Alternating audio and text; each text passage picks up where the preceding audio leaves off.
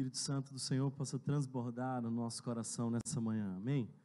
Esse é meu desejo. Que bom ouvir essas canções, melhor ainda, ouvir essas canções antigas assim, de um jeito tão especial. Eu fico muito feliz, vocês bem sabem da minha predileção pelas antigas.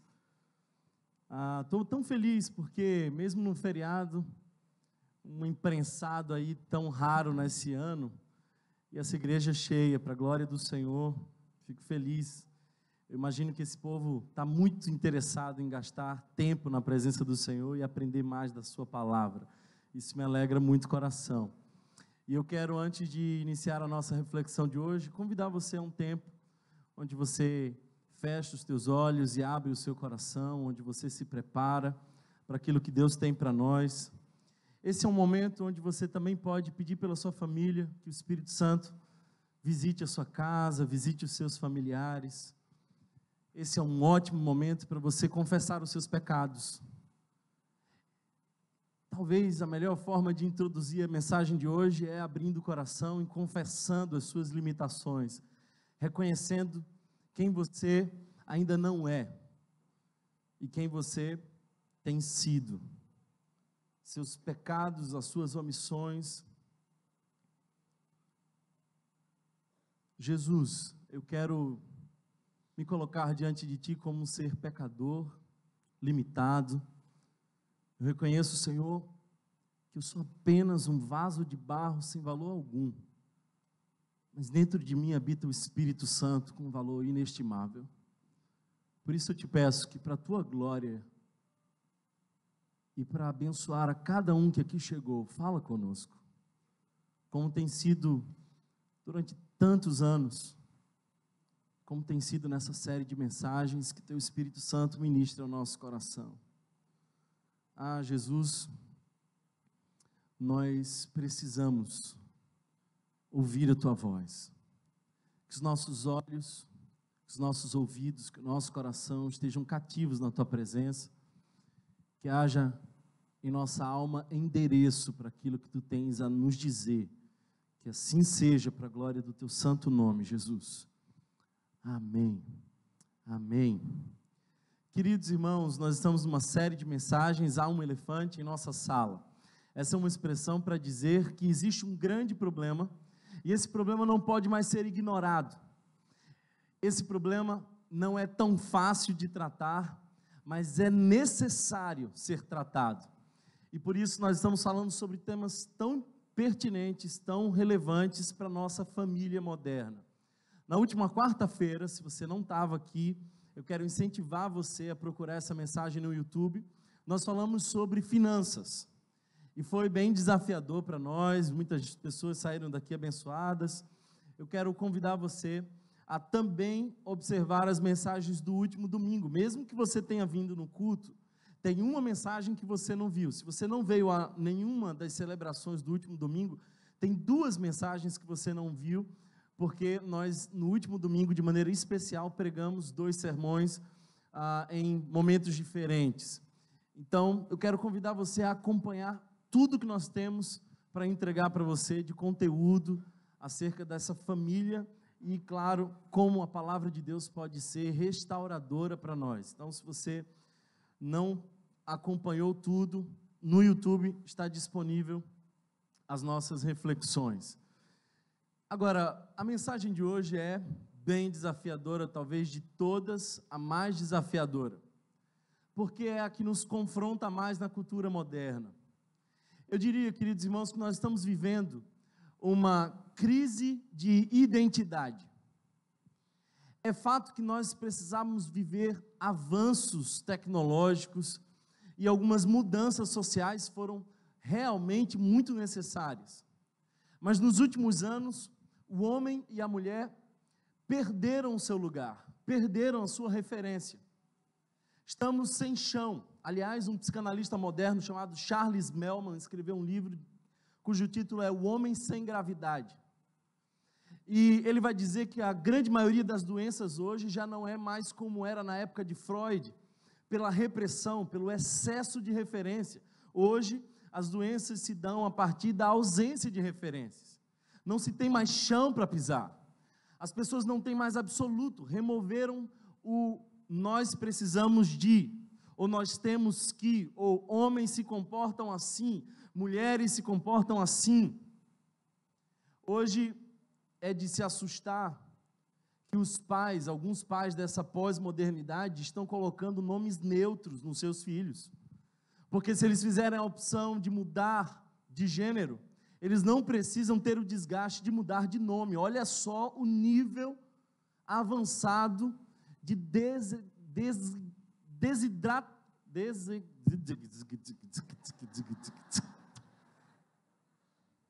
degradação. Podem aplaudir, gente. Uhul! Degradação. O nome do sermão de hoje vai ser A Degradação da Família Moderna. Mas olha só que absurdo. É nesse lugar, nesse contexto, nesse tempo que nós estamos. E os nossos filhos estão sendo agora discipulados. Aquilo que antes era da família, passou a ser da escola. A escola quer ensinar o nosso filho a como ser menino, ou como deveria pensar e se portar uma criança, um adulto. Escola deveria escolarizar e a família deveria educar. Mas no mundo moderno, a família tem terceirizado a sua demanda. Nós precisamos conversar sobre um tema muito importante, porque hoje já não se sabe o que é ser homem, e as mulheres reivindicaram para si algumas coisas que hoje lhes estão sendo pesadas demais para suportar. Nós hoje vamos falar sobre identidade. Quem é o homem? Não a partir do mundo, não a partir da cosmovisão secular, mas a partir do Evangelho. E eu quero introduzir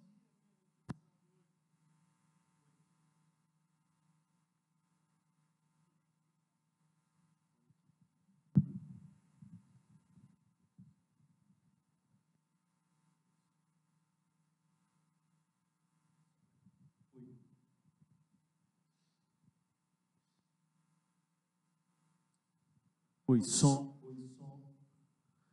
Perceberam que eu fiz o teste? Equalização aqui é uma coisa que o Espírito Santo guia. Então, nós vamos precisar, de fato, conversar sobre esse tema tão delicado.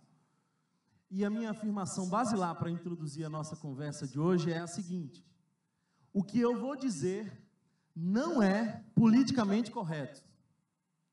Você pode chamar de retrógrado. Você pode dizer que nós já estamos em outros tempos. Fique à vontade, você nem sequer precisa pensar como eu penso, porque os meus modos de pensar nem são meus. Eu nem sou um ser filosoficamente autônomo, porque esse ser autônomo é aquele que cria sua própria lei. Eu não sou esse, porque tem um monte de coisa nesse livro que me condena, que me incomoda, e que eu, se pudesse, mudaria, mas como não posso, sou submisso a cada palavra desse livro. Alguém está entendendo o que eu estou dizendo? Então, o que eu vou dizer aqui hoje, irmãos, não é politicamente correto. Eu sei que eu corro o risco, até como psicólogo, de alguém mal intencionado fazer um corte e projetar uma fala pela metade. Eu não tenho medo de pregar a palavra de Deus. Aliás, seria um grande privilégio ser acusado de pregar a palavra de Deus, enquanto hoje no movimento evangélico tem tanto circo e tanto comediante. Tem tanta gente que anima o auditório. Se eu fosse acusado de ser retrógrado por pregar a palavra de Deus, isso me seria um grande elogio. Então, a primeira coisa que eu queria dizer é que nós não vamos aqui hoje pregar o politicamente correto, porque isso muda e a palavra de Deus permanece para sempre. Segunda coisa que eu queria dizer para você é que aquele gifzinho que fizeram, aquela piadinha, é real. Eu pequei. Nunca foi tão apropriado esse negócio para introduzir a mensagem, porque, de fato, queridos irmãos, eu fico pensando assim, o desafio nosso de pregar e viver. Ou seja, vocês que nos ouvem têm a intenção, muitas vezes, a inclinação de pensar que a nossa família é perfeita. Vocês começam a achar que lá em casa, assim, a coisa é a antessala do céu. Conversa com a minha mulher. Você vai ver que não é assim. E de que o ato de pregar aqui é coerente com o meu ato, a minha tentativa de viver o Evangelho. Não há cinismo da minha parte. E eu lhes garanto isso, mas também não há perfeição. Então é possível que num determinado momento eu pregue alguma coisa que eu estou tentando viver. Amém, irmãos? Eu espero que vocês tenham carinho comigo, como eu tenho com vocês. Porque eu peco. A terceira coisa que eu queria dizer para vocês é de que o que nós vamos ensinar aqui hoje, e aliás eu quero que você já vá abrindo a sua Bíblia em Efésios capítulo 5, verso de número 18. Efésios capítulo de número 5, nós vamos antes ler o verso 18.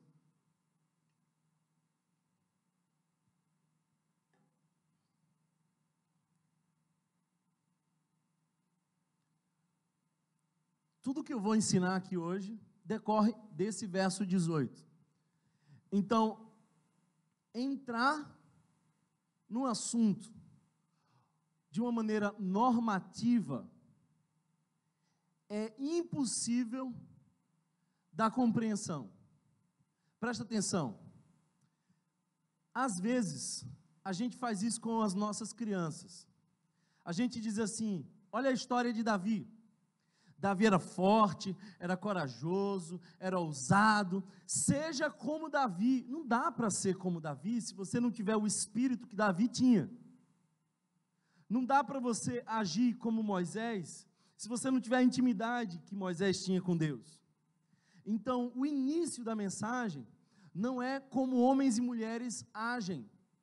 O início dessa reflexão é que eles estão cheios do Espírito Santo.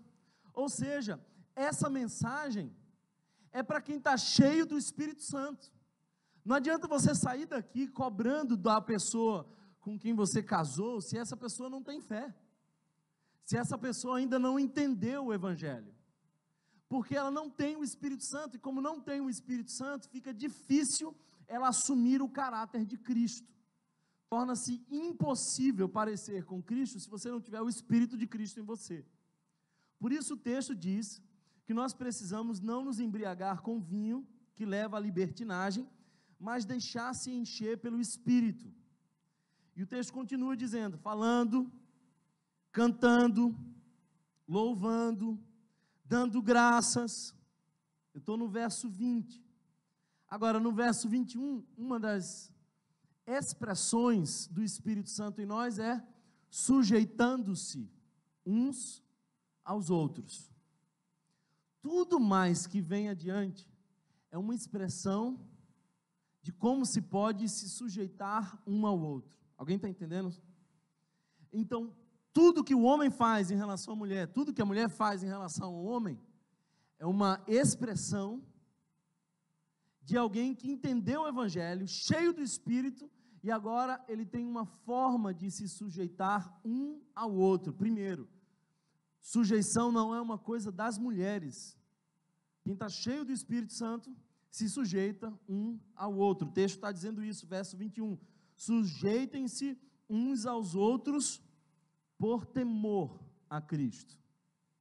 Ou seja, a nossa conversa de hoje não é para todo mundo. É para quem é cheio do Espírito Santo. Ou para quem deseja ser cheio do Espírito Santo. Uma outra coisa que eu quero falar antes de a gente iniciar a nossa conversa é que se nós olharmos Gênesis, aliás, essa palavra significa princípio. Se nós observarmos o princípio, nós vamos perceber uma coisa muito simples. Os homens e as mulheres são da mesma importância, são da mesma essência. A criação simbólica de tirar da lateral de um homem mostra que é da mesma parte, é da mesma substância. Então não existe no Evangelho uma figura mais importante que a outra. Homens e mulheres são igualmente importantes aos olhos de Deus. Deus morreu para os homens, Deus morreu para as mulheres. Em Cristo Jesus, na cruz do Calvário, todos nós fomos reconciliados. Mas, embora somos de mesma essência, temos diferentes funções. É por isso que Adão olha para Eva e diz assim: essa é carne da minha carne. Isso é essência. Osso do meu osso, essência. Mas do que dali sucede é pela diferença. Só aconteceu o que aconteceu, e eu estou me referindo à relação sexual, é por conta da diferença. Ok? Então, do ponto de vista bíblico, está descartado qualquer possibilidade de homossexualidade como uma condição agradável ao coração de Deus. E eu não vou demorar nisso, porque eu não quero gastar energia nesse momento falando daquilo que são distorções de imagem. O que é que a palavra fala, especialmente no Novo Testamento, sobre homossexualidade? Está lá em Romanos, capítulo 1. Se você quiser conhecer um pouco mais sobre essa doutrina, observa o que Paulo também está dizendo a Romanos. Eu não quero gastar tempo aqui falando sobre as distorções, eu quero falar sobre o que Deus espera dos homens, o que Deus espera das mulheres. Quero avançar e dizer, as nossas introduções aqui são bem grandes, né? Eu quero inclusive dizer para você que o movimento feminista trouxe alguns ganhos para a nossa sociedade. Alguns ganhos, você me ouviu bem. Por exemplo, as mulheres eram de fato tão oprimidas que precisava-se de uma voz ativa que dissesse: chega de opressão.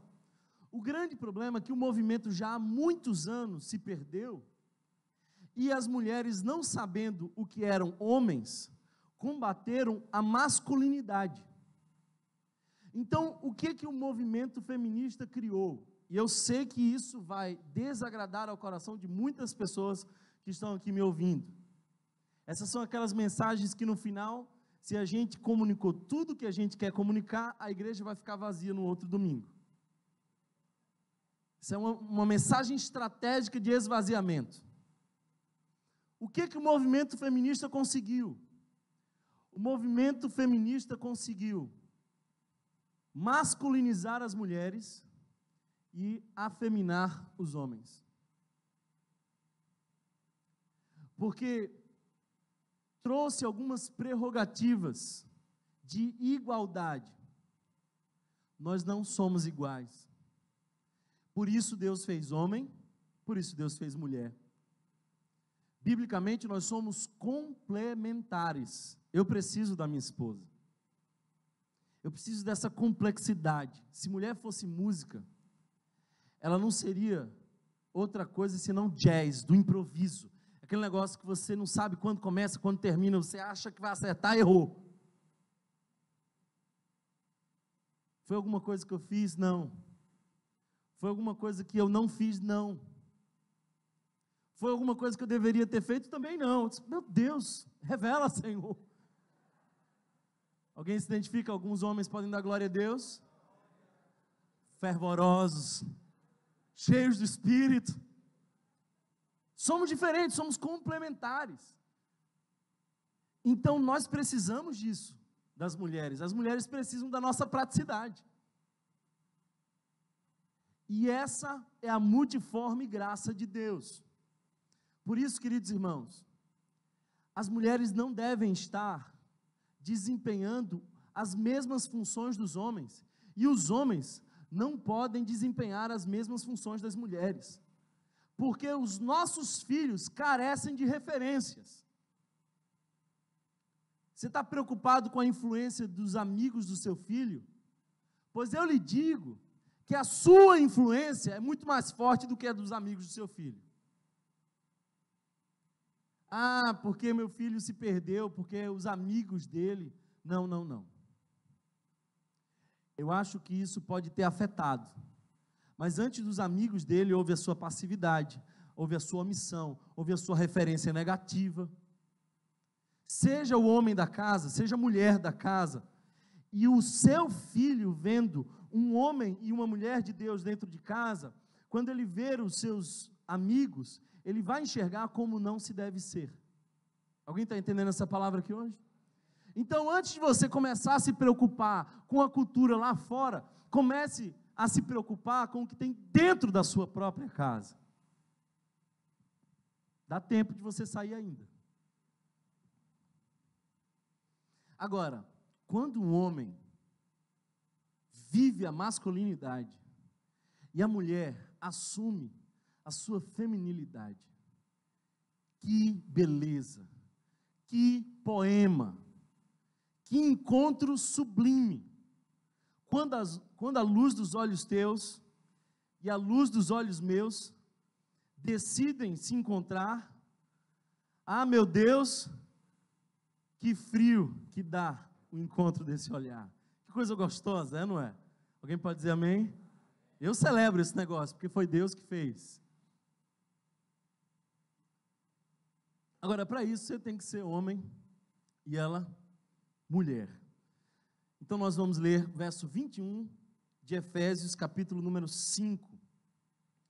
Sujeitem-se uns aos outros por temor a Cristo. Verso 22 diz: mulheres, sujeitem-se cada uma a seu marido. Observe que é a mesma expressão, sujeitem-se, sujeitem-se.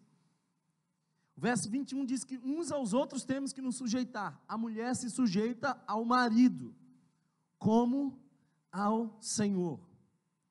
Pois o marido é o cabeça da mulher, como também Cristo é o cabeça da igreja. Olha a referência, é Cristo Jesus. Para só um pouquinho, olha para mim, aí você vai dizer assim: ah, isso era da cultura. O argumento aqui não é um argumento cultural. O argumento de Paulo aqui é um argumento supracultural. É como Cristo e a igreja. Não está falando de contextos específicos, é Cristo amou a igreja. É como Cristo é o cabeça da igreja, que é o seu corpo, do qual ele é o Salvador. Verso 24, assim como a igreja está sujeita a Cristo, também as mulheres estejam em tudo sujeitas aos seus maridos. Maridos, ame cada um a sua mulher, assim como Cristo amou a igreja e entregou-se por ela, para santificá-la, tendo-a purificado pelo lavar da água mediante a palavra, e para apresentá-la a si mesmo como igreja gloriosa, sem mancha, nem ruga ou coisas semelhantes, mas santa e inculpável. Da mesma forma, os maridos devem amar cada um a sua mulher como ao seu próprio corpo. Quem ama a sua mulher, ama a si mesmo. Além do mais, ninguém jamais odiou o seu próprio corpo, antes o alimenta e dele cuida, como também Cristo faz com a igreja, pois somos membros do seu corpo. Por essa razão, o homem deixará pai e mãe. Se você observar na sua versão, está aspeado aí. Você percebe isso? Que tem uma aspa, uma forma diferente. É porque esse é o único texto que foi citado por Moisés, que foi citado por Jesus e que foi citado por Paulo. Se tem um texto que foi citado por Jesus, por Moisés e por Paulo, foi esse. Então entenda que aqui tem alguma coisa muito preciosa. Olha só, por essa razão, tudo aquilo que foi descrito anteriormente, o homem deixará, é a renúncia do homem. O homem deixará pai e mãe e se unirá à sua mulher, e os dois se tornarão uma só carne.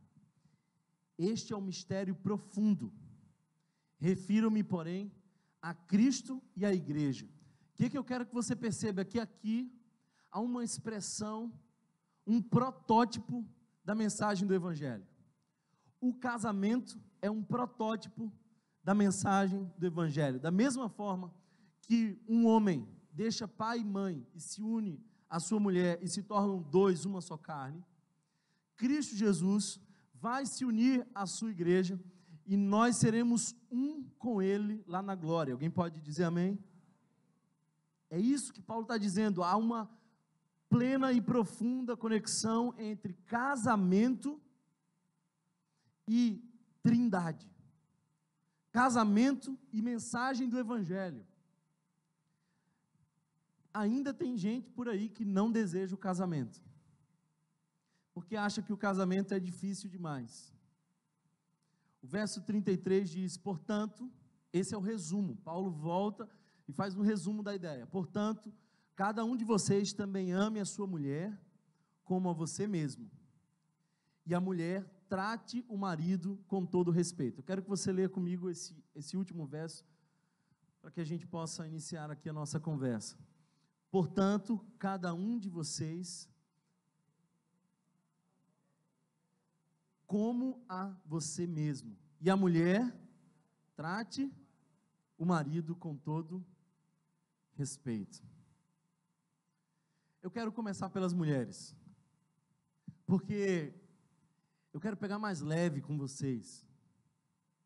Vocês não são tão fortes quanto nós, e isso Pedro nos diz. Então vocês merecem mais carinho, mais atenção. Será que tem alguma mulher aqui que não gostaria de receber mais amor, mais afeto? Eu acredito que Paulo pensou nisso, por isso que Paulo fez 3 versos sobre as mulheres e quase 7 versos sobre os homens. Aliás, a primeira coisa que eu quero que você perceba é de que esse texto foi mal interpretado ao longo de muitos anos, como se a mulher pagasse um grande preço. Porque o texto está dizendo aqui que a mulher tem que se sujeitar ao marido. Mas presta atenção numa coisa. Ela tem que se sujeitar a um marido que a ama intensamente. Qual é o mais difícil? Ser submissa a um marido que a ama ou amar alguém, às vezes contra algumas experiências. A parte mais difícil é o amor sacrificial. Então, você que achava que a parte mais difícil tinha ficado com a mulher, não ficou não. A parte mais difícil ficou com o homem, porque a referência do homem é muito alta. A referência do homem é nada menos do que Cristo e a igreja. O que Cristo fez pela igreja? Ele não só amou, ele se entregou. Mas bem, eu quero começar pelas mulheres. A Bíblia nos diz, mulheres, que vocês são ajudadora idônea. E essa é uma coisa que a gente precisa entender nessa manhã. Porque quando a gente pensa em ajudadora, a palavra também poderia ser traduzida por auxiliar, a gente pensa que o auxiliar, ele é inferior àquele que é auxiliado. O que é ajudado, na nossa cultura hierárquica, nessa nossa visão mercadológica, quem ajuda é inferior a quem recebe a ajuda. Mas no Evangelho não é assim. Essa é a forma como a cultura individualista pensa. O individualista pensa, eu quero ser ajudado, eu não quero ajudar. Mas você sabia que a mesma palavra que aparece para a mulher como sendo auxiliadora, também aparece para Deus? Em várias vezes, especialmente nos Salmos, diz que Deus é o nosso auxiliador, Ele é o nosso ajudador. Você acha que Deus é menor do que quem Ele ajuda? Então, é importante que você perceba primeiro, que o homem tem uma missão tão grande, que ele não consegue cumprir sozinho. Se você olhar para o Gênesis, você vai ver, que Deus deu a missão primeiro para Adão, vai nomear, vai cultivar, mas essa era uma missão tão difícil, que a mulher precisava ajudá-lo nessa missão. Por isso, ela é uma ajudadora, porque a missão que nós temos é uma missão impossível de se cumprir sozinho. Eu sei que essa visão de auxiliar, ela incomoda, mas cada vez que nós auxiliamos, nós somos mais parecidos com Deus. No mundo corporativo, é diferente do que na cultura bíblica. Por isso, irmãos, é importante que vocês, mulheres, saibam que a missão de ajudar não faz de vocês menor. Aliás, a expressão auxiliadora idônea, a palavra idônea, significa aquela da mesma qualidade. Ou seja, é correspondente. A palavra hebraica talvez pudesse ser traduzida como alguém que olha no mesmo nível e da mesma forma, olho no olho. Ninguém olha de cima para baixo ou de baixo para cima. Ou seja, nós temos a capacidade de nos olhar nos olhos, homens e mulheres, de igual para igual. Então, você é uma ajudadora e você olha de igual para igual. Agora, uma coisa que é linda, e aqui eu quero mais uma vez valorizar as mulheres. As expressões que aparecem para as mulheres como auxiliadoras, como ajudadoras, são as mesmas que aparecem para a figura do Espírito Santo. Da mesma forma que o Espírito Santo convence, consola, conforta, orienta. Não, eu não estou falando da sua mulher, estou falando do Espírito Santo. Você percebe que há uma característica muito própria entre o Espírito Santo e as mulheres? Aliás, a palavra paráclitos também é aplicada para as mulheres, como se elas fossem aquelas encorajadoras. E aqui eu quero chegar numa parte que é importante. Mulher, você precisa ser encorajadora do seu marido.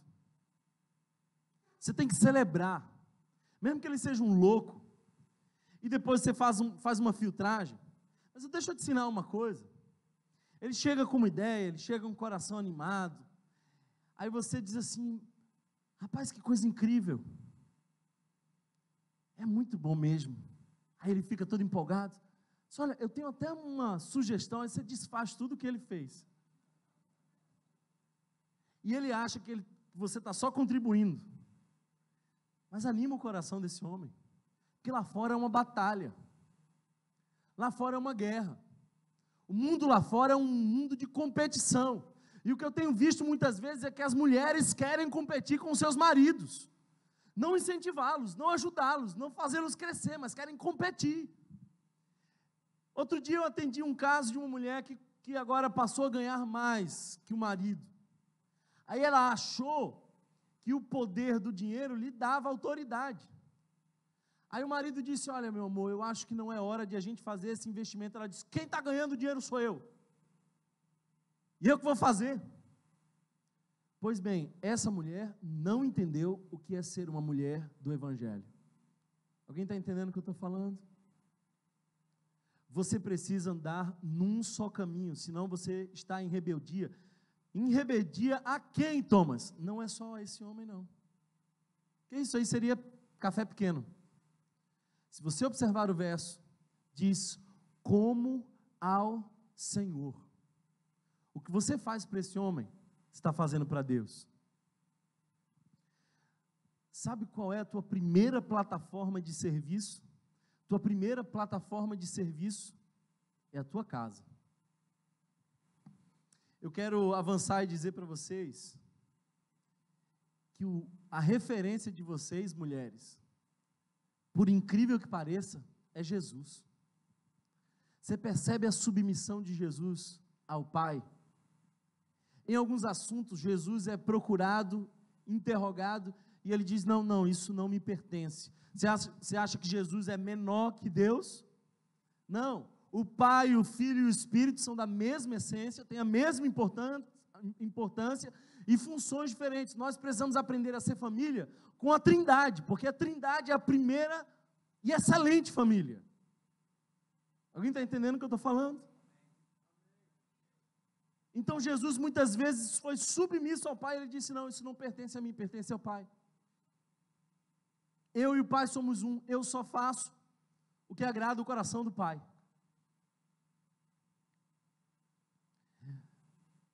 Eu quero que você perceba uma coisa. No Gênesis, a mulher caiu pela sua vontade. O que fez a queda da mulher foram as suas lacunas, os seus desejos, as suas ausências. A serpente chegou para a mulher e falou assim, você tem certeza que você não quer ser como Deus? Tem certeza que você não quer um pouco mais? Tem certeza que esse jardim cheio de frutos é o bastante? E que esse aqui, que lhe parece tão especial, você não vai comer? O texto diz que era desejável aos olhos, ao paladar e ao coração. Então a mulher caiu pela sua vontade. E quando Deus vai tratar a mulher, ele diz assim, a tua vontade lhe será para o marido. Preste atenção numa coisa, a reconciliação com Deus e a redenção restaura o projeto onde a vontade da mulher não é governadora. Será que você entendeu isso? Cada vez que você diz que a sua vontade prevalece, você está agindo como Eva. Por isso, queridos irmãos e irmãs, o que Deus faz no Éden é o sacrifício da vontade feminina. Ou seja, a mulher pecou pela sua carência e por isso os seus desejos agora estão submissos ao seu marido. Ah, Thomas, e o marido? Qual é o castigo do marido? Simples. Olha bem para mim. Deus disse para o homem, do suor do seu rosto comerás. Não é o trabalho que é o castigo, porque já tinha trabalho antes da queda, é o sacrifício. Olha para o texto, o que Paulo está dizendo? Que o homem foi chamado a se sacrificar. A referência de Cristo é a referência de sacrifício. O amor é sacrificial. Nós continuamos num projeto de redenção, onde o homem se sacrifica pelo outro. Por isso, mulheres, tratem o seu marido com respeito. Se você observar o resumo que Paulo faz no verso 33, você vai ver isso. O verso diz, e a mulher trate o marido com todo respeito. Ao longo de anos no consultório, e ao longo de anos pastoreando, e essa não é a primeira igreja que eu pastorei, eu tenho percebido uma coisa, que até esses anos todos, nunca se contradisse. O que a mulher espera é afeto, é cuidado, é amor. Em primeira instância, o que a mulher deseja é acolhimento.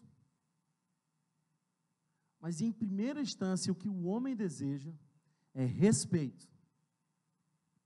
Você não tem ideia do quanto você afronta e mata aos poucos o seu marido quando você levanta a voz para ele. Quer ver uma coisa?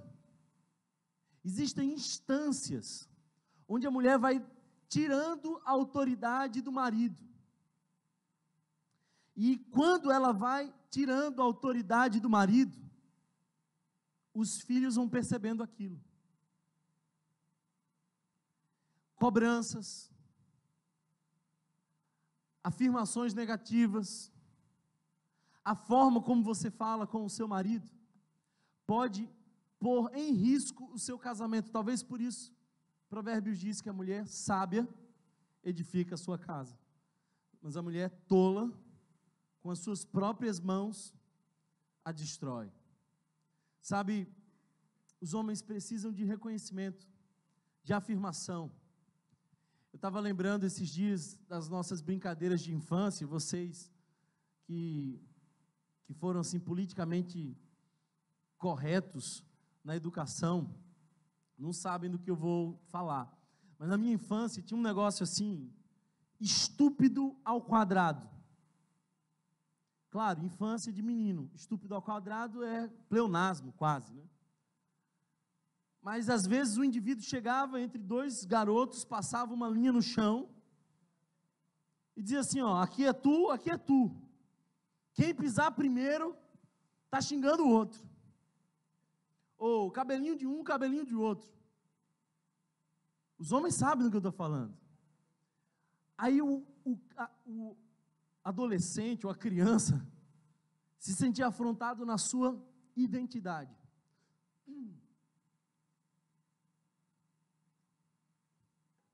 Aí ele reagia diante daquilo, porque é da natureza do homem proteger a sua importância, a sua identidade.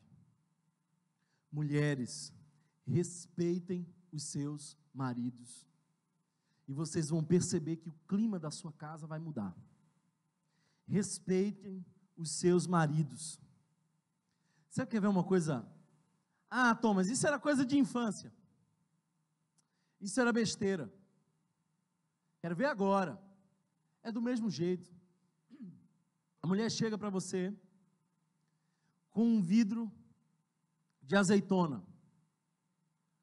Aí ela diz assim, amor, eu não consegui abrir.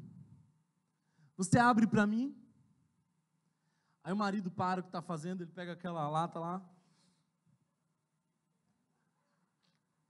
Irmão, ele é envergonhado se ele não abrir.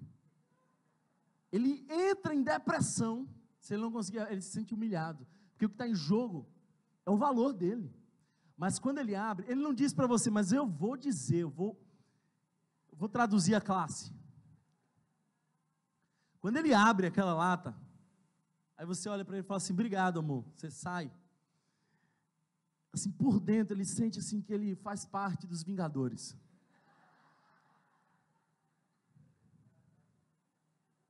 Cumpri meu papel. É isso aí. Quando você respeita o seu marido, você ganha um outro marido, totalmente melhorado. Para de afrontar esse homem. Mulheres, tem alguém entendendo aqui? Sabe, nós precisamos entender que nós reagimos de maneiras diferentes. Aí às vezes você diz assim, meu marido não é sensível. As mulheres às vezes têm uma expectativa irreal, fruto muitas vezes desses filmezinhos que mostram uma parte da história. 15 anos depois, a mulher começa a dizer assim, mas é porque eu vi um filme e eu vi que meu marido não é nada daquilo, minha amiga. Escuta isso. Homens são péssimas esposas. E mulheres são terríveis como maridos. Cada um na sua função, dando honras e glórias ao Senhor. Alguém pode dizer amém? Agora vamos para os homens. Pula? Então vamos lá, porque o texto nos diz que nós precisamos amar as nossas esposas. Você percebe que várias vezes aparece a expressão aqui que o homem precisa amar, aliás, pelo menos 3 vezes claramente, o homem precisa amar a sua esposa. Qual que é a função do homem? Amar a sua esposa, amar a sua esposa. Você quer dar um grande presente para o seu filho? Ame a mãe dele. Ame a mulher que gerou o seu filho. O que eu tenho visto por aí São pessoas que já perderam o respeito e os filhos começam a perder as referências. Adão não se sacrificou por Eva. Alguns historiadores dizem, inclusive, que, analisando bem os textos hebraicos, é possível conjecturar de que Adão estava presente, ouvindo todo o discurso, mas ele não foi líder, ele silenciou, ele se omitiu. O que eu tenho visto é de que muitas das coisas que nós tratamos como grandes elefantes começam na omissão dos homens. Homens que são omissos hoje vão ter que lidar com sérios problemas no amanhã. Inclusive, a homoafetividade dos seus filhos, em alguns casos. Eu não estou dizendo que essa é a única razão, e eu não estou dizendo que homens omissos geram isso sempre. Mas o que eu quero que você perceba é de que a sua omissão tem um alto preço. Nós somos chamados ao sacrifício natural. Ah, Thomas, mas eu não sou casado ainda, mas vai ser um dia. Eu estou falando de casamento numa série sobre família, por quê? Porque a grande maioria das pessoas que não são casadas querem entrar no casamento. E a grande maioria das pessoas que são casadas querem sair. E a gente tem que dizer assim, ó, não saia não. Em algum momento você já pensou nisso. Por isso que você ficou rindo. Você já cogitou essa ideia. Esse seu sorrisinho é sorriso de nervoso.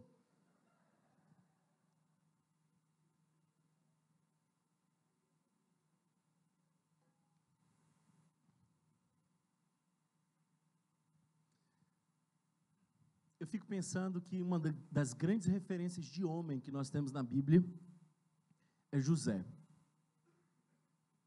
Maria aparece grávida, casamento marcado. Convenhamos que ninguém na história inteira tinha aparecido grávida sem algum contato.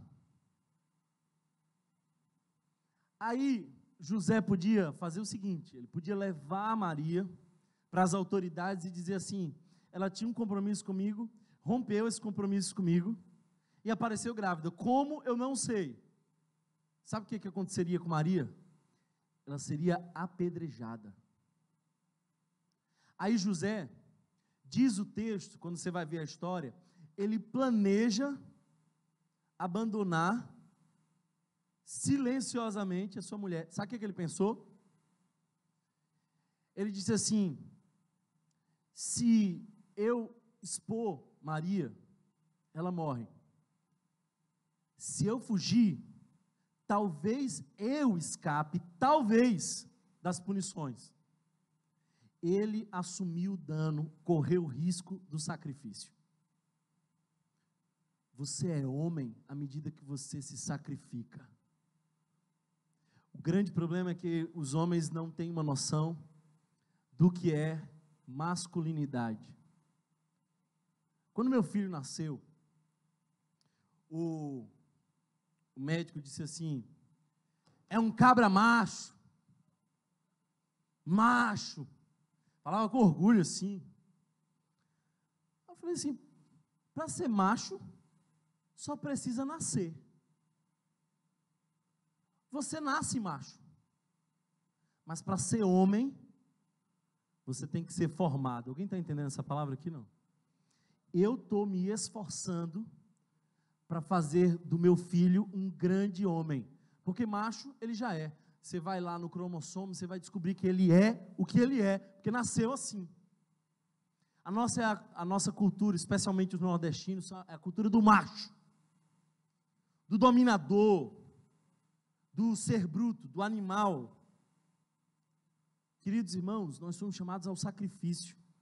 A masculinidade é a agência que sinaliza o amor ágape, é o amor do sacrifício.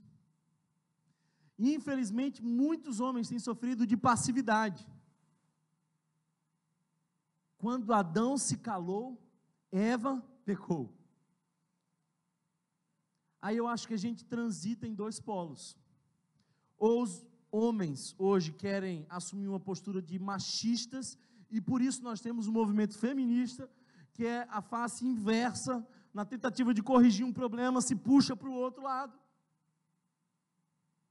Não é que seja a solução. E aí esses machistas são os valentões, são os estúpidos, são aqueles que impõem o seu poder porque não têm autoridade. Se você não tem autoridade, você precisa dizer que você tem poder. É triste. Se você precisa olhar para a sua casa e dizer assim, sabe quem manda aqui? Se você diz isso, querido irmão, você já não tem autoridade. Deixa eu te dizer uma coisa. Eu espero estar falando para um auditório de homens crentes. Se vocês são crentes, quem manda na sua casa não é você. Você estava enganado. Quem manda na sua casa, se você é crente, não é você, é o Senhor. Porque da mesma forma que a mulher é submissa a você, você é submisso ao Senhor. E Deus tem o interesse de fazer essa mulher feliz. Alguém pode dizer amém? Então o primeiro polo equivocado é o machismo. Mas o segundo polo é o polo dos covardes, dos isentos. Fala com sua mãe, meu filho, ela resolve. Aí você está dizendo o tempo inteiro que quem manda e resolve é a mulher. Aí o que acontece? Ela ouve o discurso do empoderamento, ela começa a dizer, sou eu mesmo que resolvo. 5 anos depois ela está exausta e se sente desprotegida, e aquele marido está omisso e pendurado naquela mulher. Alguém está me entendendo? Eu vejo isso todo dia.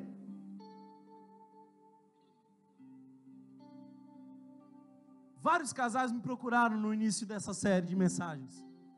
E eu estou me recusando a atendê-los até o final da série de mensagens, porque o que eu tenho para falar aqui já resolve o problema de muita gente. Nós somos chamados ao sacrifício, mas assuma a liderança da sua casa. Sabe por quê? Porque quando Deus foi procurar saber o que tinha acontecido, embora Eva tenha tomado a iniciativa, foi com Adão que ele foi falar. O que aconteceu, Adão? Isso é princípio representativo da autoridade. Digamos que acontece algum problema aqui, e eu não estou. Vocês acham que quando alguém for tomar satisfações, vão procurar quem? Princípio representativo da autoridade. Thomas, então é você que manda nessa igreja? Não! Deus me livre, eu sou pastor auxiliar. Quem manda aqui é Jesus. Quem manda na minha casa é Jesus. Mas eu tenho que ter liderança. Eu oro para que nessa manhã homens saiam da passividade e homens se arrependam do seu machismo. Porque o machista é um menino com poder. Alguém está entendendo o que eu estou falando? O machista é um moleque com poder, sem autoridade. Porque a autoridade, queridos irmãos, é a capacidade de você conduzir as pessoas pela sua influência para onde elas precisam estar para o próprio bem delas. Alguém entendeu isso? É quando a mulher olha para você e fala assim, eu posso não concordar, mas eu sei que esse cara me ama tanto que ele quer o meu bem, e se ele quer o meu bem, a gente vai junto. Qual é o propósito da masculinidade? Quero caminhar para o final.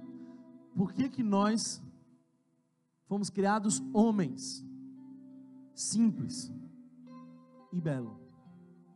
Para santificar a mulher. Para santificar a mulher. O texto diz isso. Verso 25. Marido, ame cada um a sua mulher, assim como Cristo amou a igreja e entregou-se por ela, para santificá-la.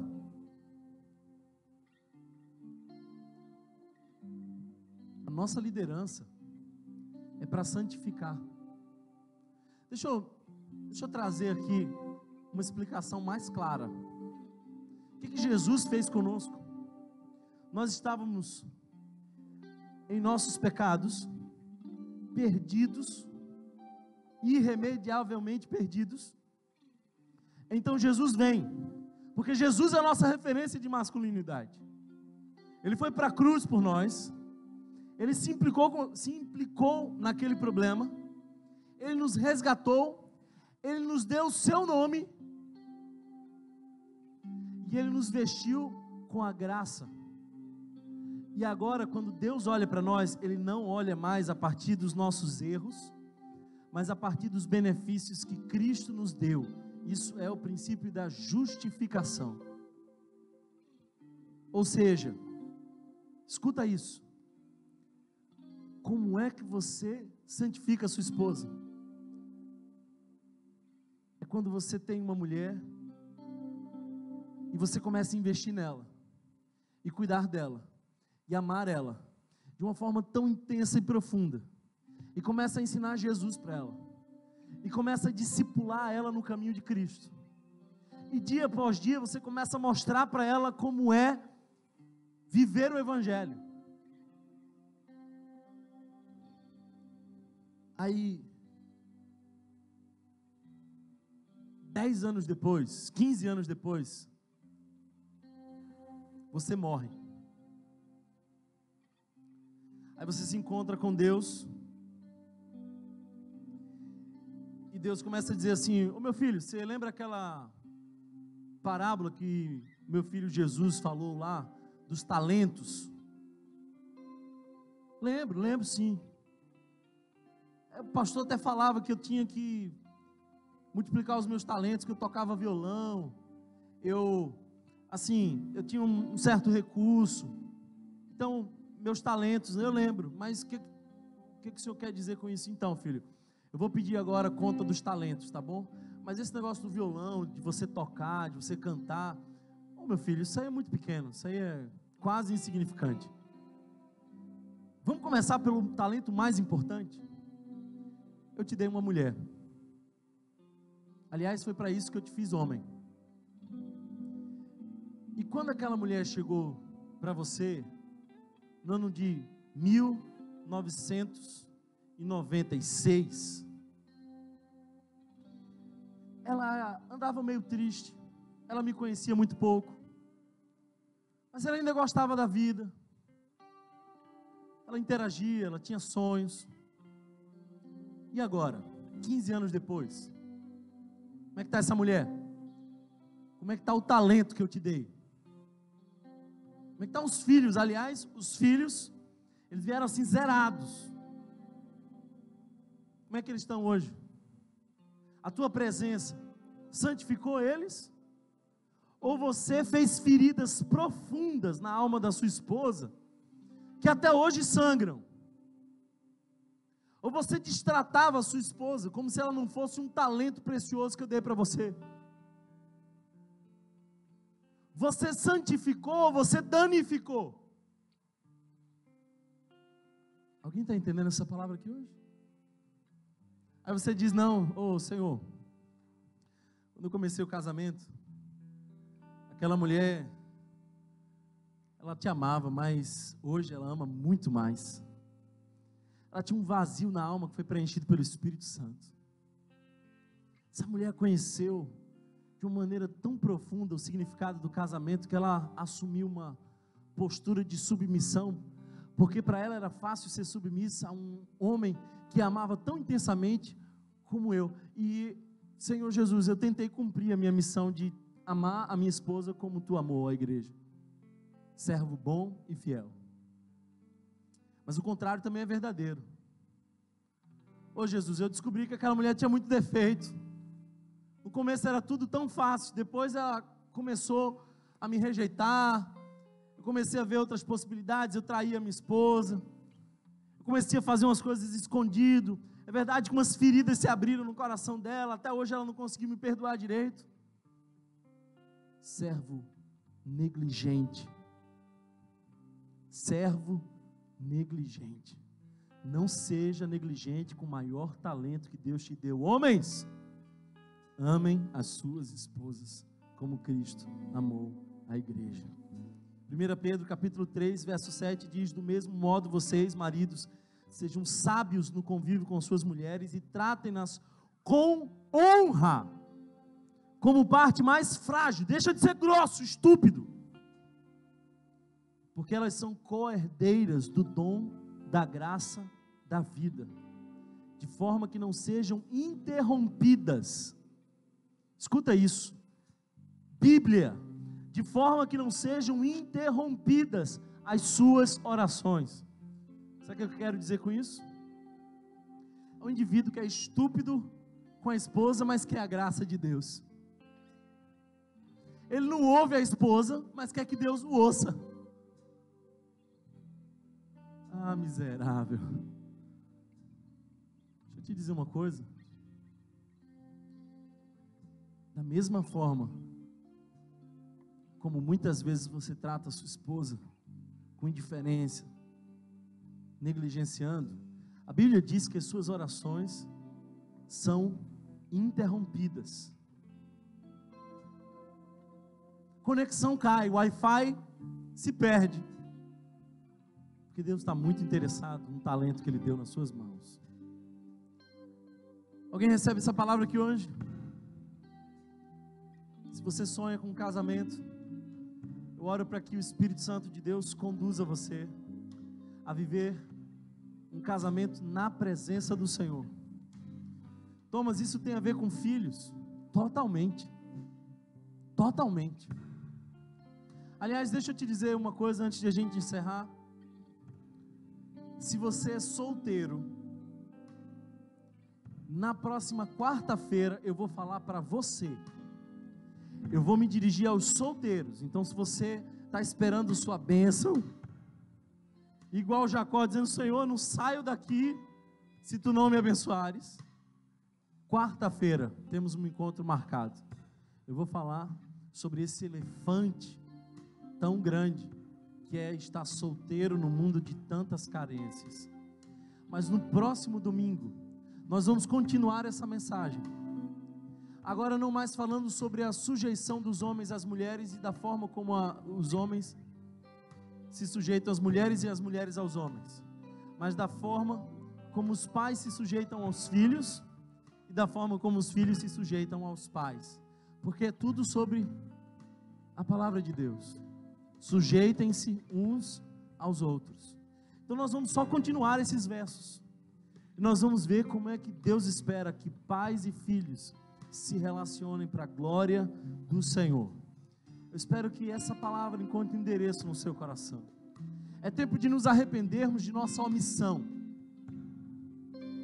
É tempo de nos arrependermos do nosso machismo e da nossa opressão. É tempo de nos arrependermos da nossa emancipação e das nossas vontades livres. Não, se você é cheio do Espírito Santo, você foi chamado a se sujeitar um ao outro em amor. Família é isso. Família é quando dois decidem caminhar tão juntos que um só caminho é necessário. E depois os filhos virão. E eles farão esse percurso junto conosco por um bom tempo, até depois encontrarem um outro, e dali por diante, um só caminho também. Isso é família. E nós vamos celebrar os filhos que irão, mas ainda mais, vamos celebrar os cônjuges que ficarão até a velhice. Esperamos que nós, nessa série de mensagens, encontremos o caminho para uma família restaurada para a glória do Senhor. Fica de pé, nós vamos orar.